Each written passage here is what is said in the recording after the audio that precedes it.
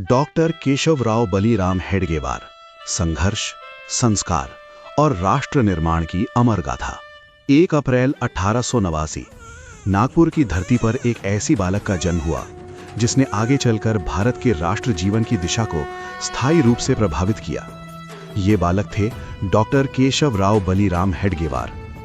बाल्यकाल से ही उनके भीतर देश के प्रति असामान्य संवेदना, अन्याय के प्रति असहिष्णुता और संगठन के प्रति सहज आकर्षण दिखाई देता था। परिवार और बड़े भाई से मिली प्रेरणा ने उनके भीतर क्रांति के बीज बो दिए।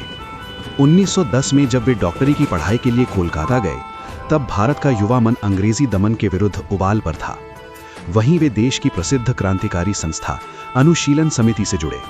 ये केवल संगठन से जुड़ना नहीं था, ये एक ज्वाला से साक्षात्कार था जिसने उनके जीवन को राष्ट्र समर्पण की दिशा दे दी।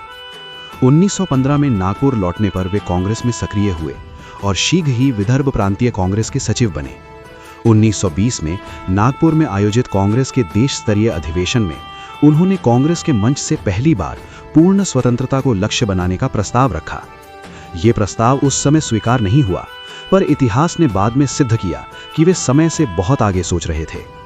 1921 में असहयोग आंदोलन के दौरान उन्होंने सत्याग्रह किया और 1 वर्ष का कारावास भोगा। जेल जीवन ने उनके भीतर ये बोध और गहरा कर दिया कि केवल आंदोलन नहीं, बल्कि समाज की आत्मा का संगठन आवश्यक है। उनकी रिहाई पर हुए स्वागत में देश के बड़े बड़े दिग्गज उपस्थित थे, जो उनके बढ़ते प्रभाव का प्रमाण था। कांग्रेस में पूर्ण तन्मयता से काम करने और जेल के अनुभवों से उन्होंने ये गहराई से समझ लिया कि देश की परतंत्रता का मूल कारण केवल अंग्रेज नहीं है, बल्कि समाज में व्याप्त विघटन, अस्पष्ट राष्ट्रभाव और संगठनहीनता है। जनतंत्र के विरुद्ध विद्रोह आवश्यक था, पर राष्ट्र जीवन में गहरी हो चुकी विभाजनकारी प्रवृत्तियों को समाप्त करने के लिए कुछ भिन्न, स्थायी और संस्कारपरक उपाय चाहिए थे। इसी गहन चिंतन का परिणाम था 1925 की विजयदशमी, जब नागपुर में एक संस्कारशाला के रूप में राष्ट्रीय स्वयंसेवक संघ की स्थापना हुई। शाखा पद्धति देखने में साधारण थी, पर परिणाम में चमत्कारी सिद्ध हुई। ये संगठन अंग्रेजों के विरुद्ध प्रत्यक्ष संघर्ष नहीं, बल्कि राष्ट्र की आत्मा को संगठित करने का अभियान था। संघ स्थापना के बाद भी डॉक्टर हेडगेवार का दृष्टिकोण कांग्रेस और क्रांतिकारियों के प्रति सकारात्मक रहा। 1930 में महात्मा गांधी द्वारा शुरू किए गए नमक कानून विरोधी आंदोलन में उन्होंने संघ प्रमुख का दायित्व डॉक्टर परांजपे को सौंपकर स्वयं अपने 2 दर्जन सहयोगियों के साथ भाग लिया और 9 माह की जेल काटी।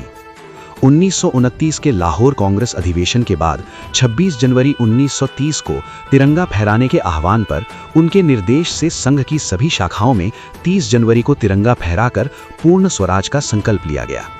1928 में सैंडर्स वध के बाद भगत सिंह, सुखदेव और राजगुरु फरार हुए। फरारी के दौरान राजगुरु नागपुर में डॉक्टर हेडगेवार के पास पहुंचे। डॉक्टर हेडगेवार ने उमरेड में संघ अधिकारी भैयाजी ढाणी के निवास पर उनके ठहरने की व्यवस्था की। ये उनके क्रांतिकारी राष्ट्रभाव का जीवंत प्रमाण था। लोकमान्य तिलक के निधन के बाद वे कांग्रेस और हिंदू महासभा दोनों में कार्य कर रहे थे। उन्होंने अहिंसक आंदोलनों में भाग लिया, पर खिलाफत आंदोलन की खुली आलोचना की। वे विनायक दामोदर सावरकर के विचारों से अत्यंत प्रभावित थे। रत्नागिरी में सावरकर से भेंट कर उन्होंने हिंदुत्व ग्रंथ की प्रशंसा करते हुए कहा, वीर सावरकर एक आदर्श व्यक्ति हैं। दोनों का स्पष्ट मत था कि जब तक हिंदू समाज अंधविश्वास, जातिवाद, छुआछूत और क्षेत्रवाद से मुक्त होकर संगठित नहीं होगा, तब तक राष्ट्र सशक्त नहीं बन सकता। हिंदू महासभा के प्रस्ताव के अनुसार कार्यकर्ताओं को संघ शाखाओं से जोड़ने का आह्वान हुआ। नागपुर से प्रचारक 2 जोड़ी धोती कुर्ता लेकर दिल्ली, लाहौर, पेशावर, क्वेटा, मद्रास, गुवाहाटी आदि नगरों में भेजे गए। 1938 तक संघ का विस्तार तीव्र हो चुका था। 1946 तक स्वयंसेवकों की संख्या लगभग 7 लाख तक पहुंच गई। डॉक्टर हेडगेवार का राष्ट्रबोध स्पष्ट था। राष्ट्र केवल भूमि का टुकड़ा नहीं है, राष्ट्र एक विचार, एक आचार, एक सभ्यता और एक परंपरा है।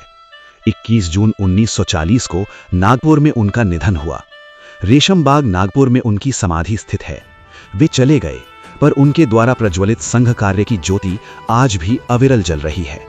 ये कहानी केवल एक व्यक्ति की नहीं है, ये कहानी है संघर्ष, संस्कार, संगठन और राष्ट्रभक्ति की। ये कहानी है उस विचार की जो समय के साथ नहीं, समय के आगे चलता है।